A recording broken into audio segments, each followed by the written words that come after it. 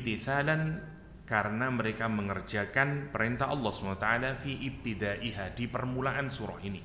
Jadi tiga sahabat ini kalau menyatakan membaca sabbihisma rabbikal a'la, ya, maka dia mengawali dengan membaca subhana rabbiyal a'la, subhana rabbiyal a'la. Ini satu riwayat, ya. Oke. Surah ini adalah surah ke-87, ya, dalam tertib mushaf. Wasabi'ah au thaminah fi tartibin nuzul, atau kalau kita lihat dari periode turunnya, dia adalah surah ke-7 atau surah ke-8. Kalau yang memasukkan Al-Fatihah itu termasuk dari 7 surah pertama yang diturunkan, maka surah Al-A'la adalah surah ke-8 atau surah yang ke-7. Jadi ini surah yang masih awal-awal turun. Jadi surah ke-8 paling akhir, ya, paling jauh, surah ke-8 yang turun kepada Rasulullah sallallahu alaihi wasallam. Dia turun setelah surah At-Takwir dan surah Al-Lail, ya. Jadi Al-Alaq, Al-Mudaththir, Al-Muzammil, Al-Qalam, Al-Masad, At-Takwir, baru surah ini. Tapi kalau ada yang memasukkan Al-Fatihah menjadi 8. Jadi ini surah yang masih awal saja. Ada 19 ayat, ada 19 ayat. Wahia surah Makkiyah. Surah ini adalah surah Makkiyah inda jumhuri ahlil ilm. Ya, sepakat ahlul ilm menyatakan surah ini adalah surah Makkiyah, ya. Oke, kita tidak berpanjang ke sana. Surah ini terkenal, washtaharat as-surah bismi suratil a'la. Yang terkenal surah ini adalah dengan nama surah Al-A'la. Wasammatha Aisyah radhiyallahu anha, dan menamakan kepada surat ini Aisyah radhiyallahu anha surah Sabbih. Aisyah menamakan surah Sabbih sebagaimana di awal ayat ini, sabbihisma rabbikal a'la. Jadi itu namanya. Secara umum surah ini berisi tentang qawaidul iman, tentang fondasi iman yang dijelaskan fi salasati anasir.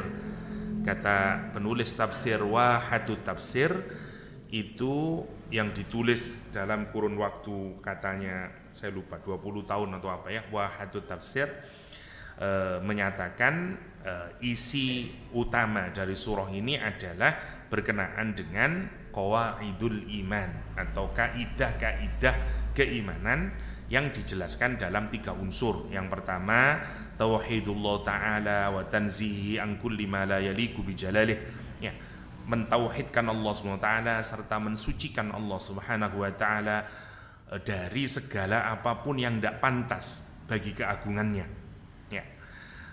Yang kedua adalah unsur yang kedua, mana ini unsur yang kedua?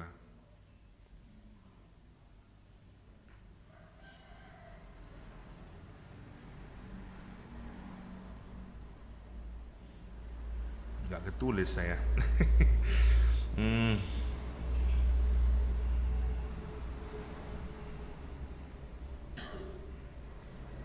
Nanti dereng kepanggih.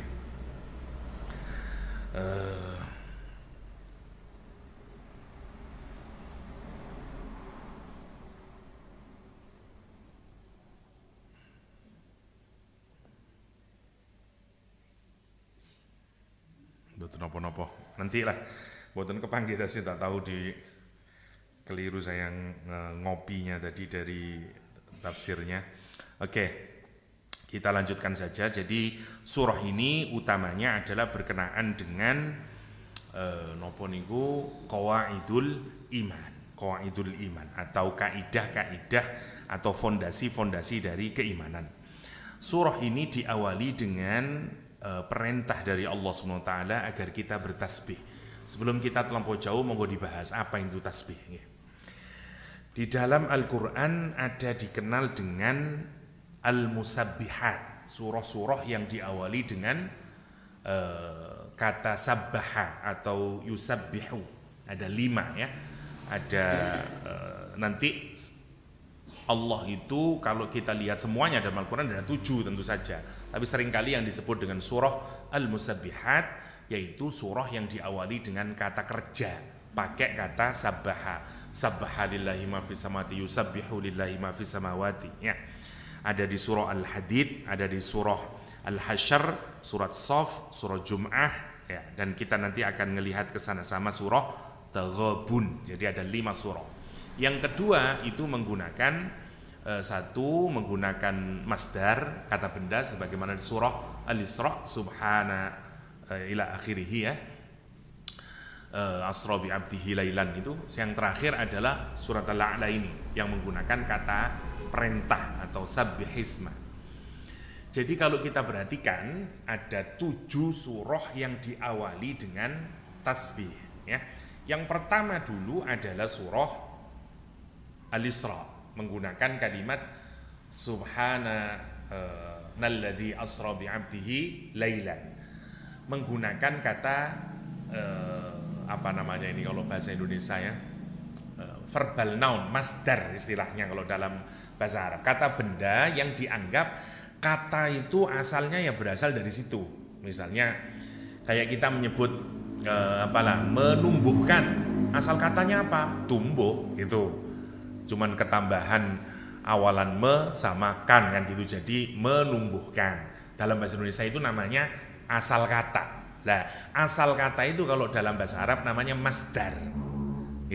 Sanes masdar yono, masdar. Masdar itu asal katanya. Yang menarik kalau kita lihat susunan dari 7 surah ini, mulai dari Al-Isra, terus ke Al-Hasyr, ke Al-Hadid, terus ke Hasyr, ke Shaf, ke Jum'ah, ke Taghabun, ke Al-A'la. Itu menarik, urut Allah itu mengurutkan. Karena orang Arab itu menyatakan asal huruf itu, asal kata itu adalah masdar. Kemudian fi'il madhi, kemudian fi'il mudhari', baru kemudian fi'il amar. Itu kalau orang melihat itu, kok iso ngoten niku? 7 surah semuanya urut. Diawali dari masdar dulu, subhanalladzi asra bi 'abdi lailan, mantun ngonten 3 fi'il madhi yang ada di surah Al-Hadid, sabbahalillahi surat Al-Hadid, surah Al-Hasyr sabbahalillah, surah As-Saff sami sabbahalillah. Baru masuk ke surah Jum'ah dan surah Taghabun menggunakan yusabbih. Yusabbihu lillahi ma fis samawati, yusabbihu lillahi ma fis samawati, dan diakhiri dengan kalimat perintah sabbih. Ya, sabbihisma rabbikal a'la. Apa maksudnya? Satu, kalau kita pikirkan bahwa Allah Subhanahu wa taala itu maha suci dan harus kita sempurnakan kesuciannya Allah Subhanahu wa taala itu dari seluruh waktu, seluruh tempat, dan di mana dan kapanpun, di setiap apapun. Karena satu, diawali dulu dari masdar kata benda subhana, dan bentuknya itu bentuk yang paling maksimal ya. Sama seperti kayak alhamdulillah, sama kayak seperti nopo namine ma'adzallah misalnya. Itu semuanya kita menggunakan kata benda ya. Misalnya ketika kita menyatakan subhana ya, bisa subhan sebenarnya, cuman kalau dikasih alif sama nun di belakang itu menjadi paling maksimal ya, menjadi superlatif sampun. Sama kayak Rahman itu loh. Dan kan penyayang atau pengasih bahasa Arabnya itu kata roham ya, rohima. Jadi kasih sayang atau pengasih itu kalau ekstrim di dalam memberikan kasih sayangnya ya, ditambahi alif sama nun belakangnya seperti Rahman, Ghufron ya. Sama ini subhan, berarti kemahasuciannya Allah itu, kesempurnaannya Allah itu tidak ada bandingannya. Dia sudah paling tertinggi, ekstrim sekali kesempurnaannya. Namanya subhana. Bagaimana tidak ekstrim kalau kita pikirkan itu? Allah menjalankan hambanya yang penuh dengan kelemahan ini ya, kemudian bisa tembus langit ke 1, 2, 3, 4, 5, 6, 7 terus sampai ke Sidratul Muntaha. Nah itu orang kalau mikirin itu wow. Lah kita terus kagum kepada Allah, saking takjubnya kita, terus kita menyatakan subhanallah. Karena ketakjuban kita. Karena tidak mungkin lah bagaimana orang sekarang ini, kita ini paling banter sampai kemana sih? Bahkan banyak orang meragukan kalau Amerika itu dulu berhasil ke bulan. Bukan berarti tidak bisa ke bulan, tapi dulu sangat meragukan karena macam-macam lah, benderanya bergerak-gerak berarti sudah ada angin, macam-macam lah, banyak hal yang dipertanyakan oleh para ahli. Dan nomor duanya adalah kalau memang dulu sudah bisa, kenapa dari sampai sekarang kok tidak ke sana lagi gitu. Jadi ada banyak orang yang meragukan, meskipun sudah wonten museumi kalau di Texas sana, di NASA sana ya. Tapi banyak orang yang meragukan karena kan itu bagian dari perang dingin waktu itu antara Amerika dengan Uni Soviet. Wallahu a'lam, opo yo temenan sampai di bulan atau enggak ya. Sampai membawa batunya saja semuanya. Ada batunya di bawah di museumnya ini. Kita bisa melihat, tapi duko temenan duko enggak. Wong itu bagian juga dari perlawanan perang ya, perang dingin waktu niku. Jadi wallahu a'lam. Banyak orang yang meragukan.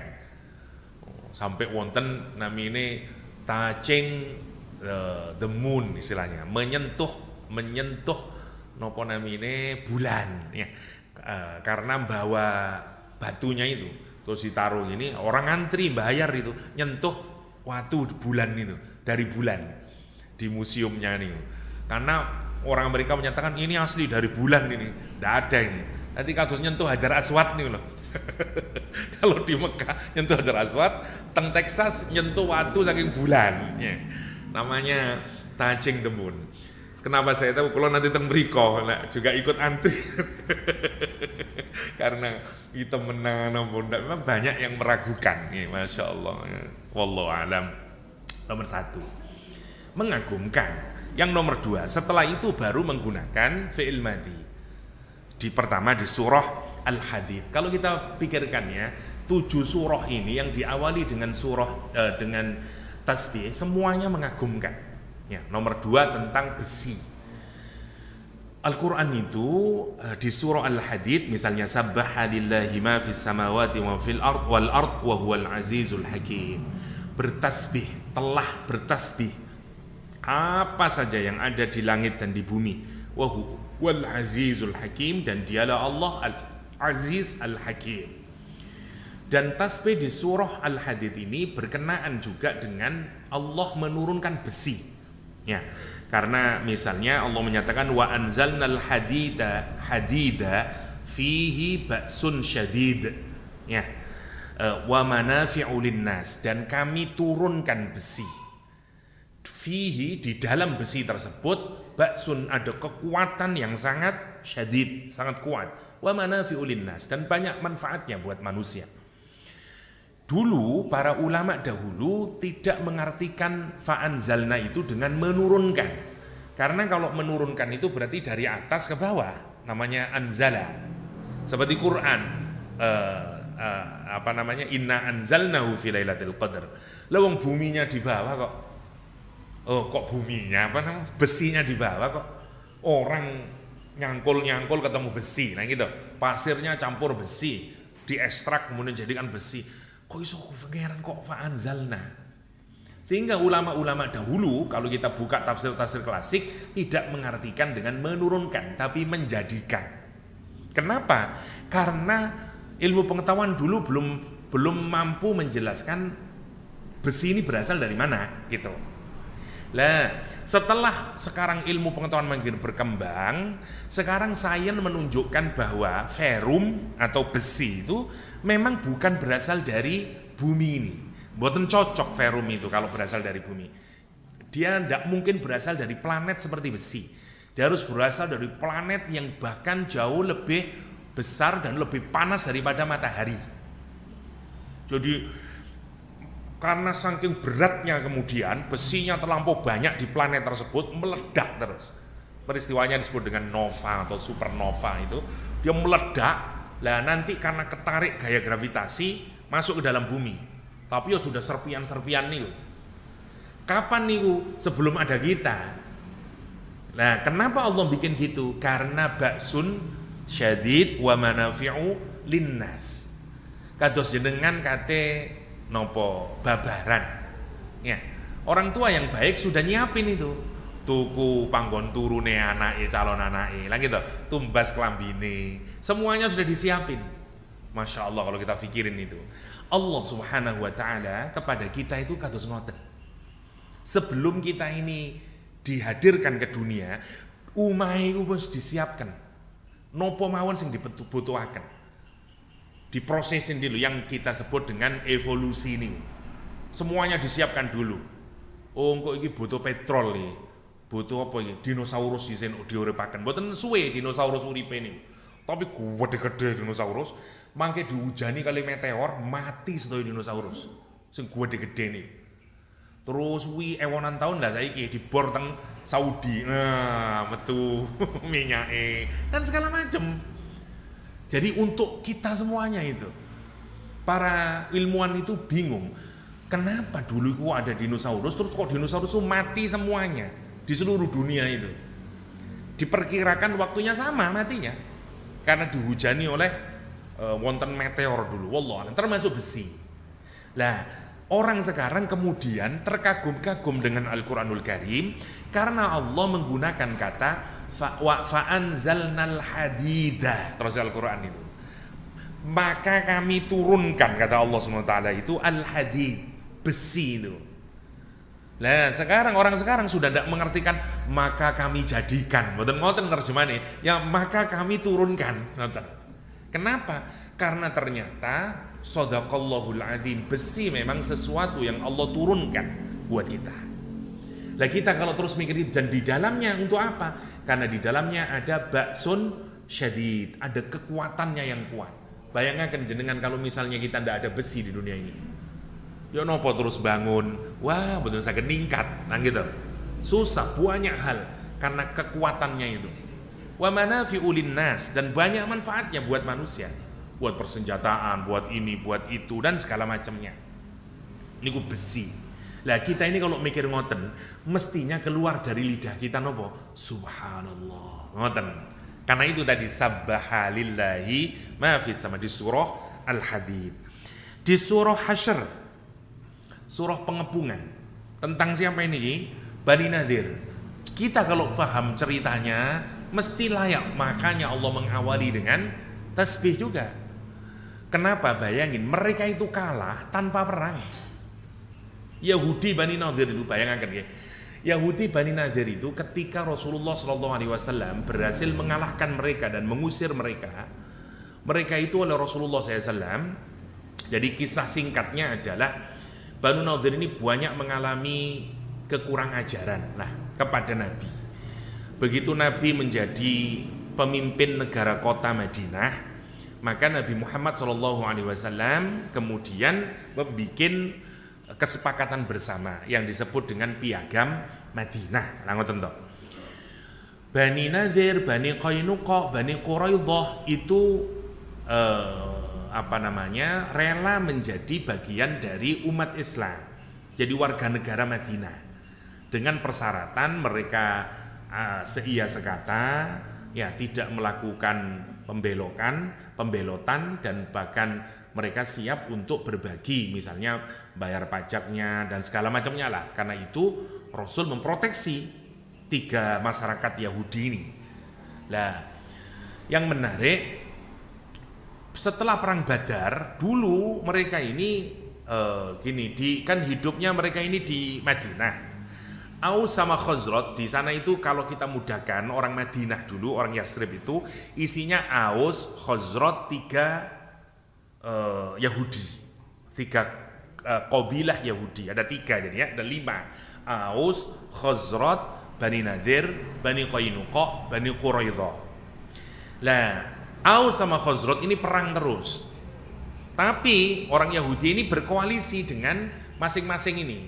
Bani Nadir sama Bani Qainuqa koalisinya dengan Khazraj. Bani Quraidah koalisinya dengan Aus. Jadi mereka ini kalau mereka perang ya kadang-kadang ikut bantu. Aus sama Khazraj ini kalau ini perang terus dia 125 tahun perang terus Aus sama Khazraj itu. Yahudi ikut bantu, ceritanya begitulah. Tapi kalau ikut perang mereka itu selalu ngomongnya begini kalau perang. Ya Allah, turunkanlah nabi yang terakhir itu yang akan mengalahkan semua orang Arab ini. Itu doanya orang-orang Yahudi zaman dulu. Nah, singkat cerita, begitu Nabi Muhammad pindah ke Yasrib, mereka ini para ulamanya tahu kalau Nabi Muhammad itu sesungguhnya adalah nabi. Tapi mereka tidak mau kehilangan posisinya sudah. Krono nyaman, engkau lek aku ngaku Muhammad jadi nabi, orang aku jadi kiai. Tidak ada orang lagi yang ke saya. Saya tidak akan menikmati privilege menjadi pemimpin agama itu. Jadi meskipun saya tahu Nabi Muhammad ini benar, semua data-datanya, deskripsinya, karakternya ada dalam kitab Taurat, saya tidak mau menunjukkan karena saya akan kehilangan semua privilege tadi itu. Kedudukannya, segala macam. Nah, ternyata banyak orang ngoten itu, dia tidak bisa menyatakan kebenaran karena dia tidak mau kehilangan kenyamanan. Ya, akhirnya apa yang terjadi? Begitu selesai perang Badar, menang, orang Yahudi seneng. Wah, cocok jenis nabi temenan Muhammad ya. Tapi silakan sepisan, kita coba dulu lah, tunggu lagi. Perang Uhud kalah. Goncang nih orang Yahudi. Waduh ya apa kira? Maka mereka kemudian datang ke Mekah bikin aliansi dengan Abu Sufyan. Siapa yang melakukan? Bani Nadir. Dia datang, kok gini yo, kamu kalau menang lagi, aku ini bolo awakmu loh. Aliansi itu bahasa Jawa ini bolo-boloan. Nih, bahasa kerennya aliansi. Aku bolo awakmu loh pokoknya. Nggak aslinya aku nggak bolo Muhammad. Itu kok omongnya dia. Kami ini beraliansi dengan kamu.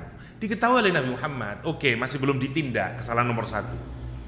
Kesalahan nomor 2 adalah mereka hendak melakukan pembunuhan terhadap Nabi Muhammad SAW, yaitu ketika salah satu sahabat Nabi membunuh secara keliru dan kemudian dimintai uang tebusan. Dalam perjanjian itu Bani Nadir memang harus ikut serta membayar. Rasulullah, Ali bin Abi Thalib, Abu Bakar As-Siddiq datang ke sana untuk meminta uang tebusan tersebut. Ya, karena ini harus diselesaikan bersama. Mereka menyatakan, oh mari silakan masuk ya Rasulullah, kata dia. Dipersilakan duduk di dekat bentengnya. Mereka ini punya benteng yang sangat kuat. Dan kita tidak bisa menjebol benteng tersebut. Kalau peperangan dia udah siaga di benteng, udah tidak bisa diapa-apain. Kuat secara militer mereka kuat. Kalau sekarang itu tank-tanknya, senapannya, ini banyak orang-orang Yahudi Bani Nadir ini. Maka diterima, Rasul duduk di dekat tembok bentengnya itu, dan kemudian mereka, oke, kita akan rundingkan dulu ke dalam ya Rasulullah. Oke, silakan. Ke dalam mereka. Terjadi kesepakatan di kalangan orang Yahudi bahwa mereka justru akan melakukan intrik dengan mengangkat batu yang besar dan akan menjatuhkan persis ke kepala Rasulullah SAW. Akhirnya Bani Nadir itu ada satu orang, dia naik dan mau menjatuhkan. Malaikat Jibril datang ke Rasulullah SAW ngasih tahu bahwa kamu akan dibunuh, pergi. Rasulullah pergi, ngumpulin para sahabatnya dan kemudian bergerak mengepung Bani Nadir. Karena sekarang bukan lagi mereka berkoalisi, mereka justru akan membunuh pemimpin. Oh, ini sudah tidak bisa ini diselamatkan ini. Dah, ini orang gila memang ini. Akhirnya dikepung mereka. Tapi orang Islam tidak bisa mengalahkan. Kenapa? Karena mereka punya benteng yang kuat nih. Dan persenjataan kuat. Orang Yahudi tidak bisa menembus. Dia sudah siap di bentengnya. Waduh, gimana nih? Rasul dapat wahyu. Salah satu taktiknya adalah perang itu, kalau dulu perang itu wonten akhlake, perang zaman dahulu nih. Zaman sekarang tidak ada akhlak dalam berperang. Perang ya semakin banyak kita menghancurkannya, semakin baik lah ngoten. Zaman dulu itu perang Nabi itu masya Allah, tidak boleh menebang pohon, tidak boleh menghancurkan sumur, tidak boleh membunuh perempuan, tidak boleh membunuh anak-anak.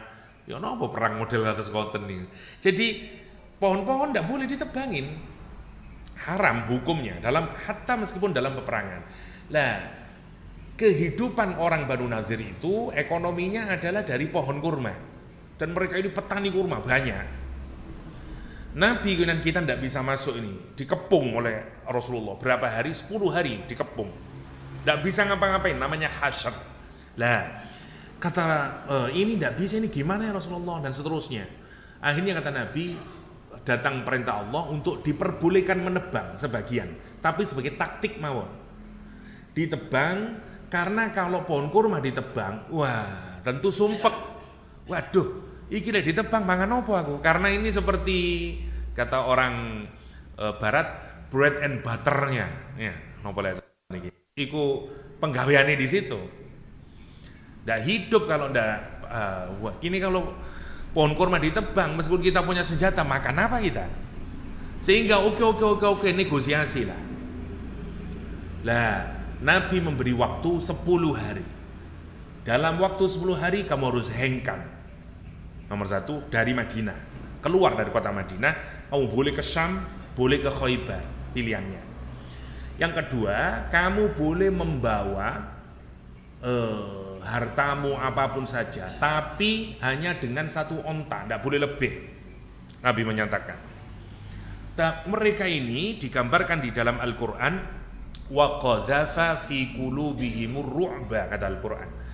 Allah campakkan ke dalam hatinya orang-orang Yahudi ar-ru'ba, ketakutan yang amat sangat.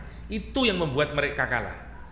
Jadi orang Yahudi ini andai perang, yang bumbuan, wong ini orang Islam ini habis perang Uhud, dadel duel, tahun ke-4 hijrah mereka diusir. Jadi ini pasca perang Uhud, wong Islam sih dadel duel. Kalau seandainya perang beneran, ya nggak tahu, bisa kalah umat Islam. Tapi bagaimana Allah memenangkan pertempuran orang Islam dengan Bani Nadir, tidak dengan peperangan, tapi oleh Allah dalam surat Al-Hasyr, wa qadhafa ala qulubihim ru'ba, dicampakkan ya di dalam hatinya orang-orang Yahudi ketakutan yang amat sangat, sampai kemudian ya takut dia, masya Allah. Itu yang disebut dengan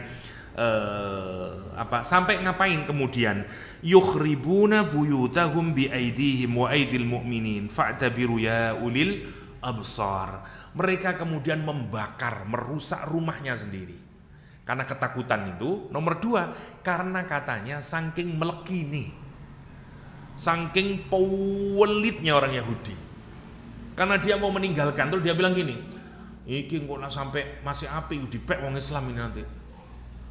Jadi rumahnya dihancurkan, ibaratnya kursinya semuanya, pokoknya jangan tersisa buat orang Islam. Dan dia karena Rasul menyatakan kamu boleh bawa 1 ekor, misalnya 1 rumah 1 ekor unta. Dan riwayat menuturkan bahkan Nabi itu masih mendapatkan 350 seingat saya, atau 340-an lupa ya, atau 360 sekian, 300 sekian pedang yang tidak bisa dibawa lagi oleh orang Yahudi. Bayangin, yang tersisa saja ibarat sekarang itu 300 sekian senjata, saking kuatnya sebenarnya Bani Nadir.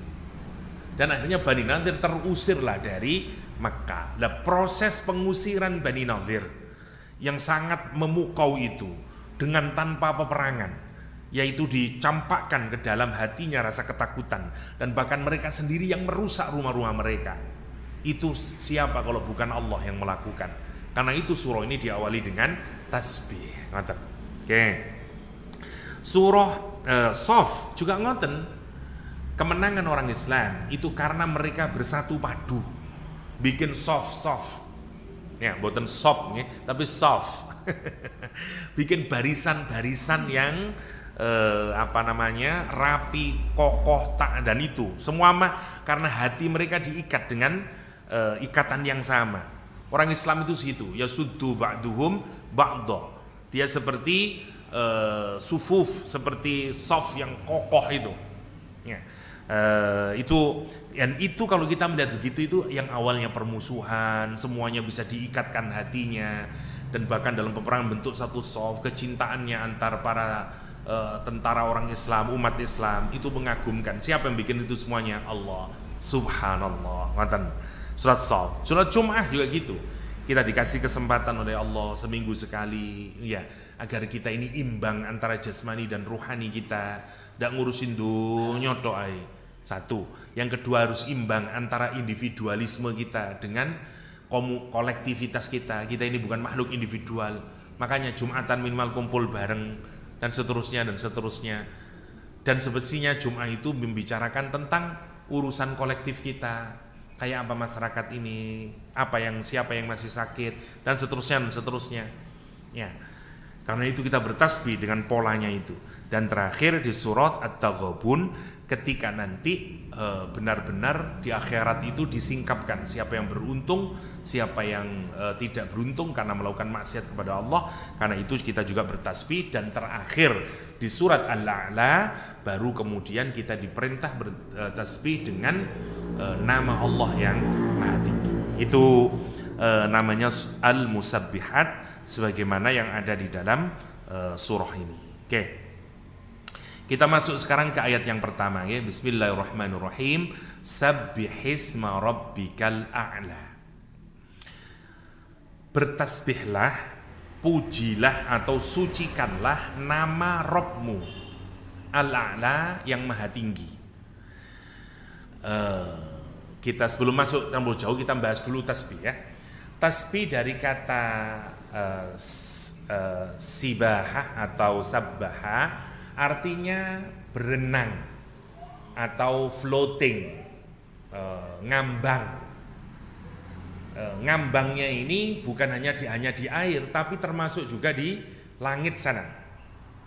Makanya fi falaki, kullun fi falakin yasbahun dalam Al-Quran, ya. Semua benda-benda di langit ini floating, ngelangi kabeh, pelangi di orbitnya.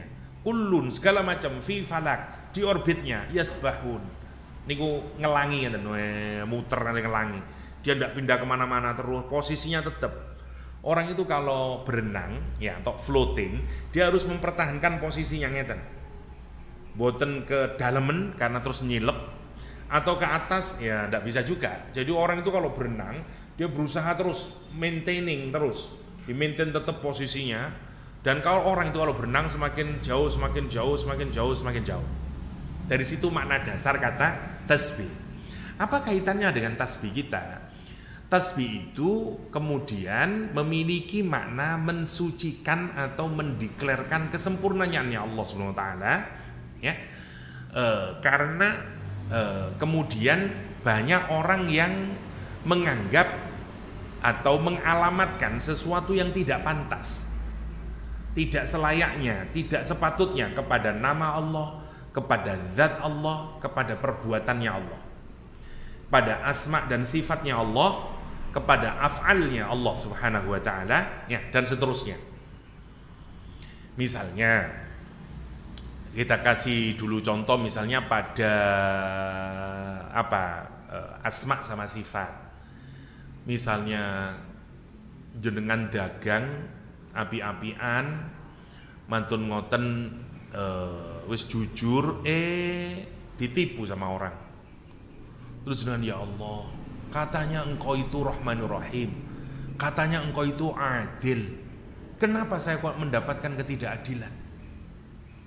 Nah, ini namanya kita tidak bertasbih, karena kemudian kita mengalamatkan sesuatu yang buruk, kita lekatkan kepada asma dengan sifatnya Allah, gitu. Katanya engkau itu maha mengetahui, kenapa ya Allah saya ditipu oleh orang itu? Saya ini jujur, saya tidak salah, dan seterusnya dan seterusnya. Goncang iman kita itu, ya. Seperti di perang Ahzab, ya, kata orang-orang munafik, ma wa'adanallah wa rasuluhu illa ghurura, kata dia. Begitu 10.000 musuh datang, mereka dalam keadaan lemah, tak berdaya, udah lapar, kayaknya ini kita pasti sudah kalah. Orang-orang munafik berkata apa? Apa yang dijanjikan Allah dan Rasulnya itu bohong belaka, tipuan saja. Ma wa'adanallah, enggak ada yang dijanjikan oleh Allah sama Rasulnya illa ghurura, kecuali tipuan saja, delusion saja. Kita ditipu mentah-mentah ini, kata orang. Dia bilang sampai ke Rasulullah, bagi kamu bilang menjanjikan bahwa kita akan menguasai Persia, kita akan menguasai Romawi. Lawang kita saat ini kencing saja ketakutan. Ini tidak lain tidak bukan apa yang dijanjikan Allah dan Rasulnya hanyalah tipuan belaka. Itu katanya siapa? Orang-orang munafik di perang Ahzab. Kenapa? Karena di perang Ahzab mereka diuji oleh Allah dengan ujian yang sangat berat. Quran menyatakan hunalika tuliyal mu'minun wa zulzilu zilzalan syadida. Mereka diuji dengan ujian yang sangat berat dan digoncangkan dengan goncangan yang sangat berat. Maka orang itu kalau sudah dapat ujian atau apapun, itu tasbih yang kemudian dipertaruhkan. Kita kemudian mengalamatkan sesuatu yang buruk, melekatkan sesuatu yang tidak selayaknya kepada asma dan sifatnya Allah. Nomor satu. Yang kedua, kita bertasbih kepada af'alnya Allah. Sama seperti kejadian itu. Allah itu kenapa ya kok bisa, kenapa kok harus ada gempa bumi itu? Kasihan sekali. Lawang itu masjid itu baru dibangun, terus kena gempa bumi hancur semuanya. Ini maunya Allah apa sih? Nah, ini kita tidak bertasbih karena kita kemudian mengalamatkan kejelekan kepada perbuatan Allah. Ini tasbih. Nah, yang menarik kita ini hubungannya kepada Allah biasanya kalimatnya ngeten. Fasabbih bihamdi rabbik. Ya, kita ini disuruh bertasbih dengan cara menyucikan Allah, dengan cara hamd, dengan cara memuji Allah SWT. Karena gini, sikap kita kepada Allah SWT itu wonten tahmid, wonten tasbih. Tahmid itu memuji Allah. Tasbih itu tanzih, mensucikan Allah dari apapun saja yang tidak sepantasnya dilekatkan kepada Allah. Ada satu agama misalnya yang hanya mampunya memuji Allah terus. Kalau memuji biasa buat mereka. Maha suci engkau, glory to God, ya, puji Tuhan dan seterusnya. Muji terus, setiap waktu mereka memuji. Tapi yang ditinggalkan apa? Tasbih. Dia tidak mensucikan Allah. Baik dari zatnya, ya, karena diperanakkan misalnya, dan seterusnya. Lah, kepada Allah itu ada dua. Satu tasbih atau tanzih, yang kedua tahmid. Lah, kita ini memuji Allah selain dengan tahmid juga dengan tasbih, mensucikan Allah Subhanahu wa taala. Itu maknanya. Makanya biasanya diterjemahkan tasbih itu mengungkapkan kesempurnaannya Allah SWT dengan cara membuang apapun saja keburukan atau apapun saja yang dilekatkan orang kepada Allah Subhanahu wa taala. Ini tasbih, namanya tasbih. Lah, kenapa kita begitu? Karena begini ya. Kita ini dalam yang pertama dalam misalnya ya. Karena tasbih tadi bisa ke zatnya, bisa ke perbuatannya Allah SWT, dan bisa ke asma dan sifatnya. Semuanya ini adalah sempurna Allah SWT. Sempurna dalam sifatnya, sempurna dalam asma'nya, sempurna dalam zatnya, sempurna dalam perbuatannya. Mangke mestinya kalau misalnya dalam perbuatan ningali nopo mawon, kita ini mestinya takjub dan menghindarkan diri, mengalamatkan kepada Allah sesuatu yang tidak sempurna. Jangan ningali burung merak, wonten ningali cacate, boten, dan kemudian kita mengagumi keindahannya karena tidak ada cacatnya sedikit pun, sempurna. Kita menyatakan subhanallah, ya masya Allah. Itu maksudnya. Karena kita melihat di situ tidak ada cacatnya. Bagaimana? Kita ini kalau nonton lukisan dibikin oleh orang. Wah, yo cuman mestine ndek kene iki ditambahi. Lah sing wonten-wonten nih. Nopo man? Istri kita nanti pulang, Mas makan Mas, nggih pecel misalnya. Nggih. Terus aduh saya kalau dok kelegen titik misalnya. Wonten mawon nyacate niku. Kurang pedes titik. Utawa kacangi kalusen, mesti ora ono kasar-kasare titik lah. Macem-macem. Ono kurangi perbuatan menungsa iku. Sampai bojone ku sampean Mas wae kok dicacat ae dan seterusnya. Dan itu menariknya. Lah, perbuatan Allah itu enggak ada cacatnya, enggak seperti perbuatan makhluk. Ngoten yang pertama itu. Dari perbuatan. Lah, yang menarik atau dari zat sempurna, tidak berbilang Allah. Ya, enggak ada enggak dua, enggak tiga, enggak setengah, Allah satu. Ya, dan enggak ada yang walam yakul lahu kufuwan ahad. Ya, prinsipnya dalam Al-Qur'an. Lah, ayat pertama ini tidak membicarakan tasbih dari sisi sifatnya, dari sisi af'alnya Allah. Tidak membicarakan tasbih dari sisi zatnya Allah, tapi membicarakan tasbih dari sisi asma'nya Allah SWT. Karena kalimatnya sabbihisma rabbik. Ya, sabbihisma rabbikal a'la. Sucikan nama Rabb. Berarti ini berkenaan dengan apa? Ismun itu sebenarnya bukan hanya nama maknanya, juga karakter, deskripsi. Gampangannya itu sucikan deskripsinya Allah SWT, karakternya Allah SWT, sifat dan asma'nya Allah SWT. Ngoten maksudnya. Dan yang menarik, makhluk dengan Allah itu dalam kaitannya dengan isim sepertinya memiliki kesamaan. Sepertinya ya. Kita melihat, Allah juga melihat. Kita mendengar, Allah juga mendengar. Ya, dan seterusnya. Kita bekerja, Allah juga bekerja. Fa'al, basir, sami' dan seterusnya. Nah, karena itu kita harus mensucikan nama dan sifat Allah, ya, yang mungkin orang bisa keliru menganggap berarti kita agak samalah dengan Allah. Kenapa? Karena kita sama-sama, kita kan juga melihat. Kadang-kadang orang ngomong gitu, Allah saja mengampuni kok kamu kok tidak mengampuni. Seakan-akan antara makhluk dengan manusia memiliki kesamaan. Nggak ada samanya sama sekali.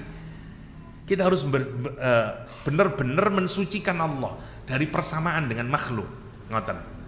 Ya, misalnya kenapa? Satu, karena asma dan karakternya Allah itu tidak ada permulaannya. Dia qidam. Ya, semua asmanya Allah nih.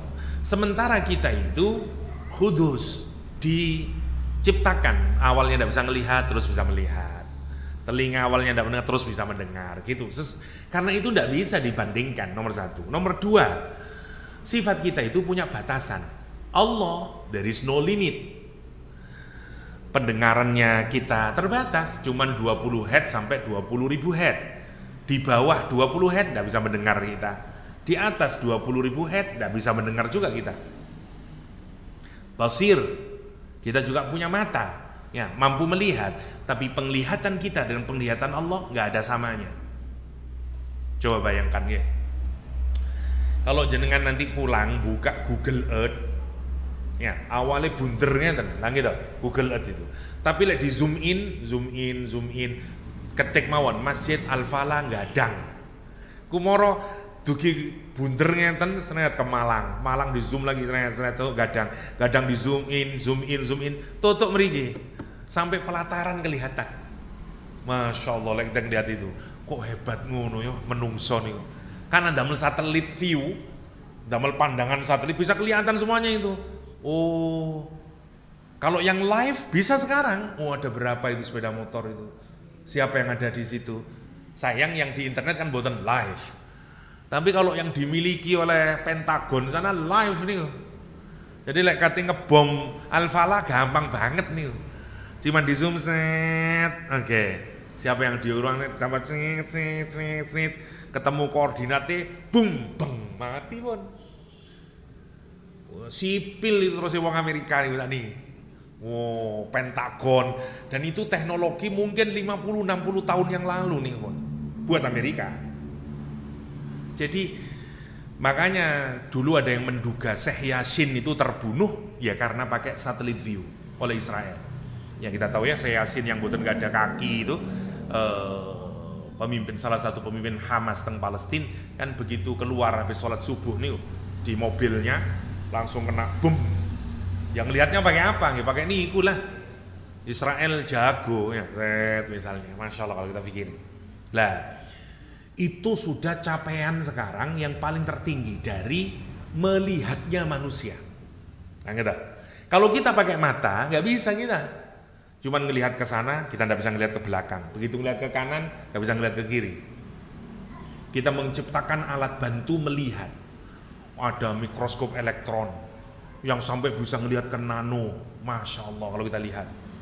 Jadi dengan tingali anu niku, Masya Allah, orang sekarang itu dari daun sing ketoke wapi daun itu, terus di zoom in nih sampai ke tingkat nano sekarang, nit, Masya Allah. Terus jenengan mangan nopo lah, sosis, apik yo, seneng. Deleng ning sar mikroskop sing ngono, gila nih, wonten uget-ugete, wonten napane lah gitu, makin kecil. Kita ini alhamdulillah meripat kita ini mboten kados mikroskop elektron, ya. Bayangin kalau meripat kita ini punya kemampuan seperti mikroskop, mboten wonten wong ayu, uget-uget kabeh Ustaz, lha ngono to. Mboten wonten bedane. Orang cantik itu kenapa? Karena kita ngelihatnya pakai mata. Coba ini diganti mikroskop, napa bedane wong ayu kali mboten wong ayu, mboten wonten bedane. Muter kabeh. Iki opo iki? Makanya lek wong sing mikir temenan niku, hakikatnya kecantikan niku nopo? Ya cuman ya Allah, cuman di sini tok nih. Sama dengan makanan lah. Terus saya yai kula rumiyin di pesantren ya. Kamu itu kalau susah makan, bayangin nikmati cuma di sini tok. Habis gitu masuk ke sini udah tidak ada bedanya. Opo sate, opo singkong sama aja. Waktu lepas mangan singkong ini ngomong sate. Saya masih ingat dengan namanya anak kecil dikasih tahu. Maksudnya ya tuh, wong nikmati cuma di sini tok. Waktu ngunyah terus di sini sih enak kan. Mantung melbu wis podo ae. Waktu diremet-remet oleh lambung kita, oleh usus, ndak ada bedanya. Mbok sate, mbok gulai, mbok podo mawon. Ya Allah, mung segini tok itu loh. Sama dengan mata. Masya Allah. Lah manusia mengembangkan sekarang itu sampai sebegitunya. Cuman pertanyaannya, mari kita bandingkan. Contohnya Allah SWT menggambarkan pandangannya, basirnya Allah. Waktu di perang Ahzab ini ketakutan, saking kewedene wong Islam, wong semua orang itu, digambarkan Al-Quran menarik. Allah Subhanahu wa taala menyatakan wa kana Allah bima ta'maluna basira. Lihat, bayangin sifatnya Allah. Dan adalah Allah dengan apapun saja yang kamu lakukan, Allah basir. Allah Maha melihat. Allah Maha mengawasi. Sekarang kita bedain bagaimana pengawasannya Allah. Kita ini kalau damel CCTV, kita bisa ngelihat apa? Gerakannya Ustadz, coba tanya. Bisa ngelihat gerakan matanya? Boten saged CCTV pun. Nah gitu. Jangan masang CCTV tak tonton. Saged melihat gerakan mata orang. Ya enggak boten saged. Itu karena kedalaman sudah. Allah menyatakan, aku tahu saat kamu di perang itu. Musuh menyerang dari arah depanmu, musuh menyerang dari arah belakangmu. Kata Allah, idzaghatil absar. Saat matamu tidak bergerak. Atau yang orang kafir digambarkan kata Al-Quran, taduru a'yunuhum, meripati muter-muter. Ternyata orang itu kalau mau sakaratul maut, atau orang kalau ketakutannya tingkat tinggi, niku meripati muter. Jadi Quran itu sampai menggambarkan itu. Aku awasi, tidak hanya dari atas begini, makanya terlihat siapa yang datang ke depan, siapa yang belakang. Enggak, saya sampai tahu muternya meripatmu. Masya Allah. Misalnya Al-Quran menyatakan, idzaghatil qulub. Aku tahu rasa ketakutanmu naik, terus naik sampai seakan-akan sampai di ujung tenggorokanmu karena kamu sangat ketakutan. Allah tahu rasa takut kita. Itu basirnya, mengawasi itu. Wa tadhunnuna billahi dzununa, kata Al-Qur'anul Karim. Dan Allah juga tahu sekarang kamu punya imajinasi. Ya skala iki wis, aduh wis dedel duel wis. Atau yang mukmin berkata, inilah yang dijanjikan Allah, inilah kita yang akan menang. Coba bayangin, sekarang pakai onopo kok iso sampai ngertos gemuruh dada kita. Mau damel mikroskop model apapun, mau pakai apapun tidak bisa. Paling banter Pandangan manusia itu yo paling banter oke lah, pada tingkat nano lah paling jauh. Tapi tidak bisa sampai deteksi gimana perasaan kita. Itu basirnya Allah SWT, disebut dalam Al-Quran, wa kana Allah bima ta'maluna basir. Karena itu sifatnya Allah, karakternya Allah itu tidak punya batas. Sementara kita terbatas. Pandangan kita terbatas, telinga kita terbatas. Tapi justru karena terbatas itulah kita dapat nikmat. Masya Allah nih.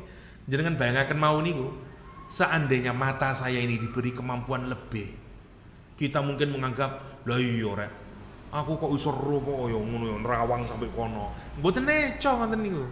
Justru kita menderita nanti. Karena semua ciptaan Allah itu sempurna. Kita dikasih meripat kados ngeten dengan kemampuan segini, itulah yang paling terbaik untuk kita. Terus iso bedakno, oh iki roti, oh ini nasi, kita bisa tahu semuanya. Bayangin kalau lebih. Bayangin juga kalau sekarang telinga kita ini punya kemampuan yang lebih juga. Seperti film-film nih. Nih. Wah, ada nopo namine orang seperti mendapatkan bisikan-bisikan. Nih. Kados nopo? Lari-lari nopo namine supe kula. Yang punya six sense kata dia, nih. Indra keenam, wah misalnya. Tambah mboten sekeco niku. Tambah mboten sekeco niku Masya Allah. Dan kita ini hanya bisa bertasbih untuk itu. Yang ketiga, kita ini penglihatan, pendengaran, kalaupun lah mirip namanya dengan sifat dan namanya Allah, tetapi yang punya kita itu diberi oleh Allah. Sementara yang punya Allah itu tidak ada pemberinya, karena itu memang sifatnya Allah, karakternya Allah Subhanahu wa taala. Karena itu kita tidak bisa mengcompare, membandingkan. Itu dalam kaitannya dengan tasbih kita kepada asma-Nya Allah Subhanahu wa taala. Makanya, dan terakhir satu lagi yang penting. Asma Allah itu juga ada yang harus dua-duanya, tidak boleh satu saja. Misalnya Al-Mu'izzu, Al-Mudhillu, Al-Zahiru, Al-Batin, Al-Awwalu, Al-Akhiru. Ada yang bareng-barengan. Maka kita memahaminya tidak boleh satu. Allah itu Al-Mudhillu memang. Enggak, Allah juga Mu'izzu. Pokoknya Allah itu memang yang merendahkan kita. Pantasan kau, nanti kamu juga pasti direndahkan kok. Ini rusak kita. Itu juga tidak benar memahami Allah. Karena Allah itu juga Mu'izzu, juga Mudhillu. Ya, Allah yang bisa meninggikan kita, tapi Allah juga bisa merendahkan kita. Allah yuhyi juga yumit. Niku harus dua-duanya difahami. Boten sakit satu. Allah itu yuhyi. Lah buktinya kok mati? Iya ya. Berarti tidak benar pangeran itu. Katanya yuhyi. Nah, enggak. Allah itu yuhyi wa yumit. Ngoten. Al-muhyi, al-mumit dan seterusnya. Itu juga salah satu hal yang harus diperhatikan dalam kita bertasbih kepada asma-Nya Allah Subhanahu wa taala. Oke. Sabbih isma rabbikal a'la, sucikanlah nama Rabbmu Al-A'la yang maha tinggi. Sifat Al-A'la ini itu dirujukkan boleh kepada salah satu di antara dua. Boleh dirujukkan kepada isim, berarti isimnya Allah yang Al-A'la itu, ya, atau karakternya Allah, deskripsinya Allah, asma dan sifatnya Allah itulah yang Al-A'la, yang tinggi. Karena tidak ada bandingannya seperti yang saya jelaskan tadi. Atau Al-A'lanya dirujukkan kepada Robnya, kepada Allahnya sendiri. Ya, jadi kalau ke Rob berarti zatnya. Matan para ulama ini. Makanya tasbih itu ada yang tasbih itu tanzih asma dengan tanzih zatnya.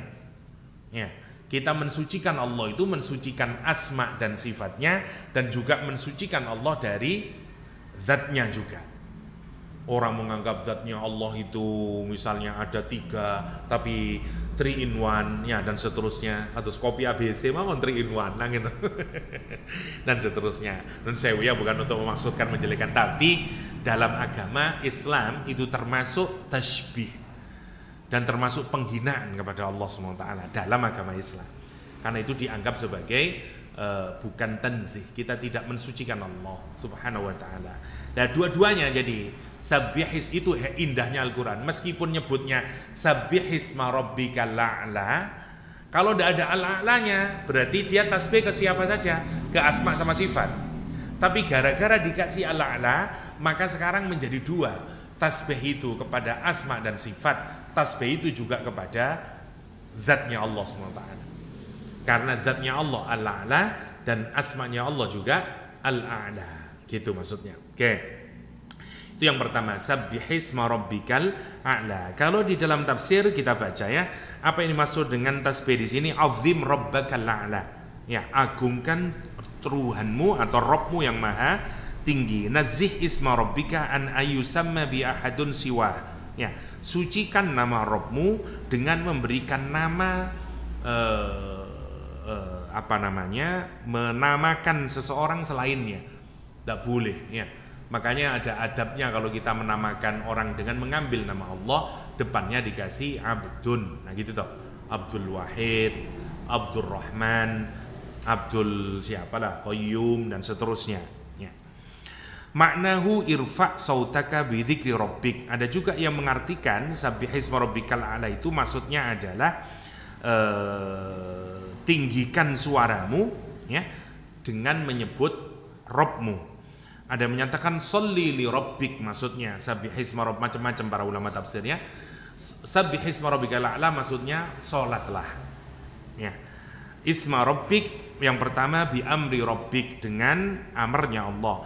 Bi dzikri rabbik an tuftaha bi shalah, dengan menyebut nama Rabb kita ketika kita mengawali membuka salat. Antakuna dzakiran li rabbika biqalbika fi niyyatika lis-shalah. Maksudnya juga adalah mengingat Allah SWT dengan hatimu dan dalam niatmu ketika sholat. Itu beberapa makna dari tafsir sabbihisma rabbikal a'la. Jadi kalau secara literal maknanya ya kita mensucikan nama Allah SWT, mensucikan zatnya Allah Subhanahu wa taala. Itu perintah Allah Subhanahu wa taala yang pertama. Yang kedua dimaknai sholat. Ya, yang ketiga dimaknai baca mengingat Allah atau niat ketika kita mau melaksanakan sholat. Itu maknanya. Oke. Sabbihisma rabbikal a'la alladzi khalaqa fasawwa. Kenapa kita kok harus mensucikan tadi ya, bertasbih kepada asma dan zatnya Allah SWT? Dikasih alasannya sekarang. Alladzi khalaqa fasawwa. Karena Allah yang menciptakan kita, khalaqa fasawwa, dan kemudian menyempurnakannya. Sawa itu mensempurnakannya, memperfection ya. Jadi Allah itu bukan hanya menciptakan kemudian digeledakaken ngoten, mboten, ditumbuhkan sampai kemudian sempurna. Ya, namanya fasawwa. Misalnya begini, kalau kita ngelihat misalnya tanaman, benih, begitu dimasukkan ke dalam tanah, itu bukan hanya dibiarkan saja, terus sampai dia mengeluarkan buah-buahannya. Lah, proses sampai mengeluarkan buah-buahan itu namanya fasawwa. Fasawwa. Nanti kita kalau ngelihat apapun saja itu mengagumkan. Nah gitu. Kalau kita renungin itu, ya Allah, lah iya, padahal kabeh semuanya dari tanah, tapi berjudul iso dadi durian, iso dadi ya. Ada tetangga ndak terlalu jauh dari rumah itu, depan rumahnya nanam pohon durian. Ya. Dan lebat itu, cuman 2, tapi tak hitung itu kalau lewat 1 itu bisa sampai 15, 20, montong semuanya lagi. Besar-besar. Ya Allah, kalau lihat subhanallah, nonton itu bisa ngiri lihatnya itu. Senenge nonton. Padahal cuman sedikit, setengah meter mungkin atau 1 meter dari depan rumahnya dia nanam, dan masya Allah. Sekarang lagi saya lihat itu 15 loh, langsung ikut, ya Allah. Karena di pinggir jalan, dan itu mengagumkan kita. Namanya fasawwa. Kita kalau masih belum lihat, betul mati kagum lah gitu. Semualah tanaman. Nanti atau apalah, kita beli kembatu, beli stroberi, Ya, yang masih hijau ngeten tok niku. Mboten menarik, tapi lek sekira terus metu sampai buahe Allah gitu, senangnya kita. Pagi seneng dilihatnya, anggur juga gitu. Semuanya lah. Itu namanya fasawwa. Kenapa kok kita ini harus mensucikan Allah? Karena itu alladzi khalaqa fasawwa, sama dengan anak kita. Kita ini dilahirkan, ya, pertama terus Allah menciptakan kita. Tapi oleh Allah disiapkan semuanya. Nanti jadi apa nanti, dan nanti kekaguman kita. Memang semuanya ada, ya. Dan gantung modalnya. Dan yang menarik untuk kita pikirkan itu, ini harus ada kerjasama, ya. Karena gini, kita ini menjadi apapun sebenarnya tergantung dari wonten teori sosial namanya habitus. Habitus itu adalah pola fikir, pola sikap yang dibentuk dari lingkungan kita, baik mulai rumah kita, tinggalnya kita, dan seterusnya. Nah, itu nomor satu. Nah, jadi di mana kita tinggal, bagaimana orang tua kita mendidik, bagaimana orang tua kita membiasakan, tinggal di mana kita, berinteraksi dengan siapa kita, sholat di mana kita, semuanya itu membentuk namanya habitus kita. Oke.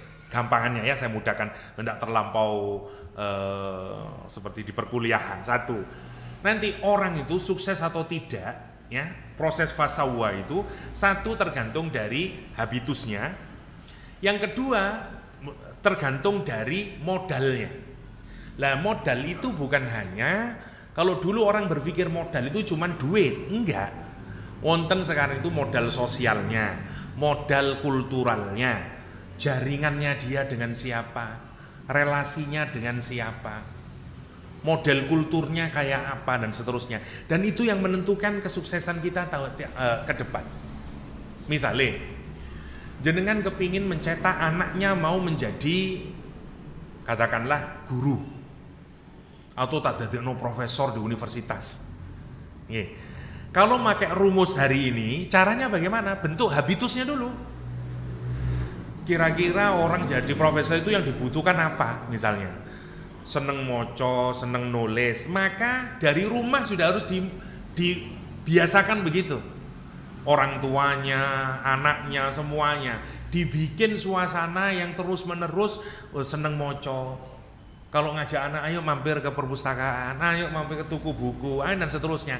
Sehingga kemudian di rumahnya nih kebiasaan begitu, dan itu pelan-pelan membentuk, diikutin kelompok, membaca, diikutin, itu namanya. Lah, kenapa banyak orang kadang tidak jadi ngambil jurusan iki tapi dadine, atau inilah yang paling terkenal ya, IPB. Ya.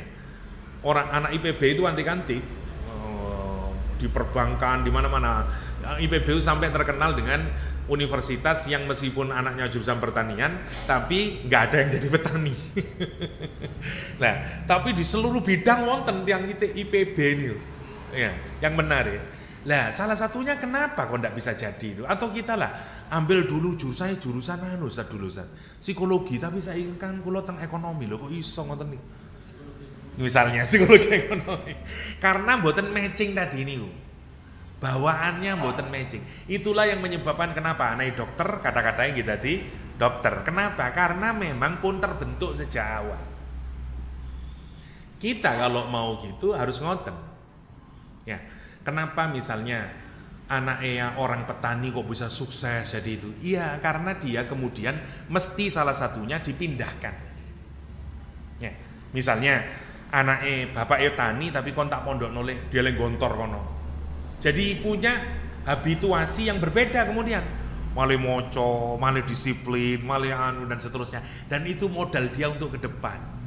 Makanya nanti mboten cecek malih dari petani, karena memang lah kalau kita pikirkan itu kerjasama antara siapa? Kita wonten usahane, tapi juga ada ketentuannya Allah SWT. Kalau ndak kejalan pikiran lah ya apa aku kok dileng gadang ya. Kenapa saya kok tidak lahir di Arab saja? Kenapa saya kok itu semuanya bagian dari fasawwa, maksudku loh.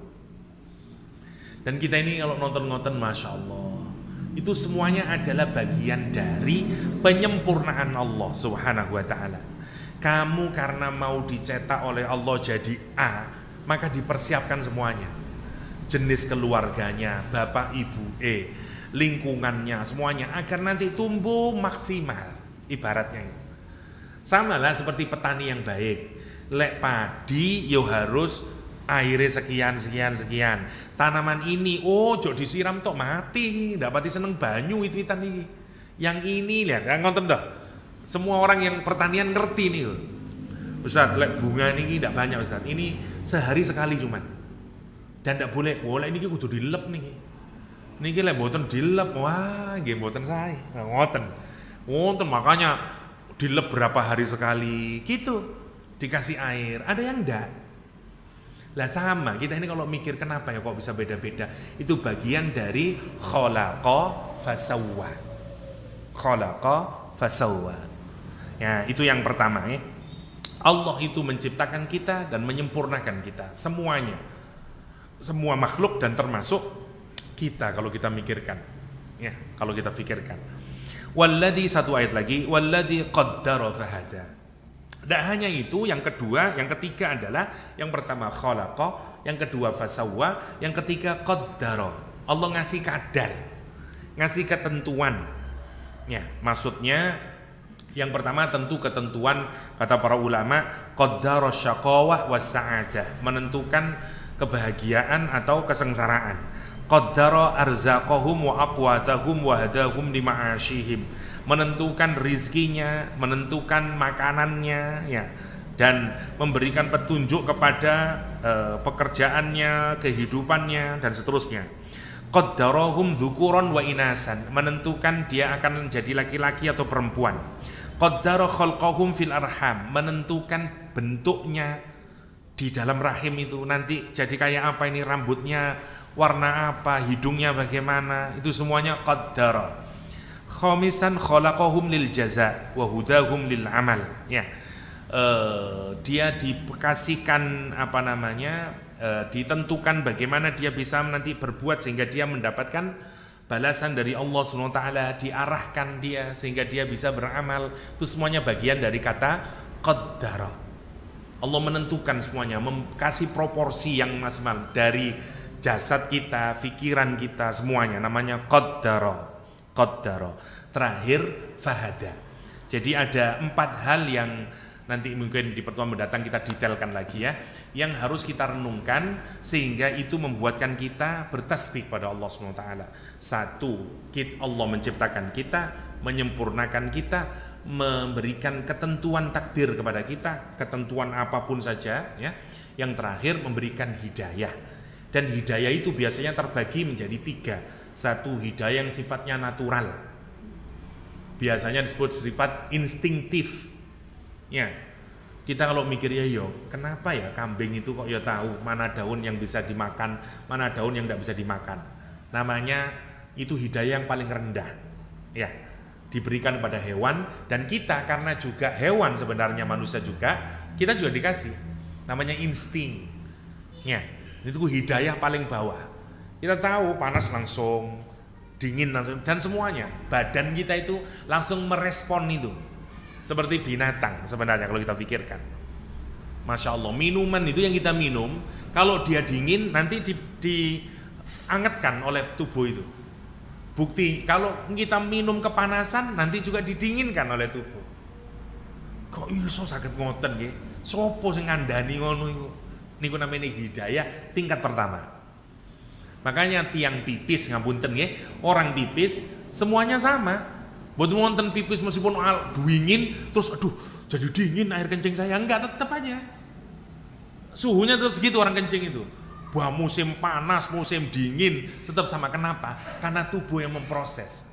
Sehingga minuman, makanan yang kita makan tetap bisa sesuai dengan yang dibutuhkan oleh tubuh. Buktinya waktu kita kencing sama saja.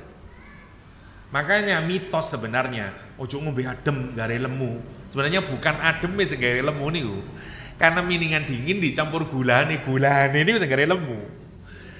Karena banyu dingin, banyu ndak punya efek nopo-nopo. Air itu tidak bisa menggembungkan atau ngurusaken. Tapi pun dadi mitos ng masyarakat. Ojo akan ngombe banyu adem gare lemu. Mboten asine. Secara medis ngoten. Kenapa? Karena dingin itu biasanya Lah dinginnya tambahi gula ya mesti ae tambah lemu, ngoten maksudnya. Itu kenapa? Karena tubuh memproses sendiri kok. Kita minum, boten jenengan mari minum dingin terus pipis dingin airnya, boten.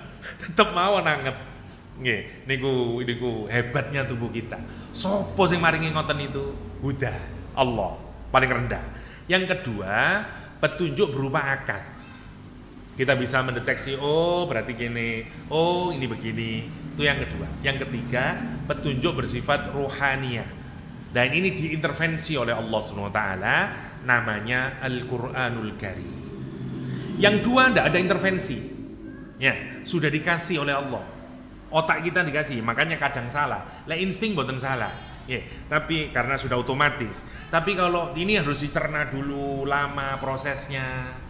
Itu kalau kerja otak, dipikir ini, oh ini begini nih, tiba-tiba salah, diulangi lagi besok, baru sampai benar.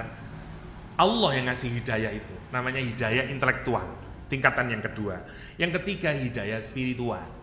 Ya, lah untuk urusan rohani itu yang paling tertinggi hidayahnya.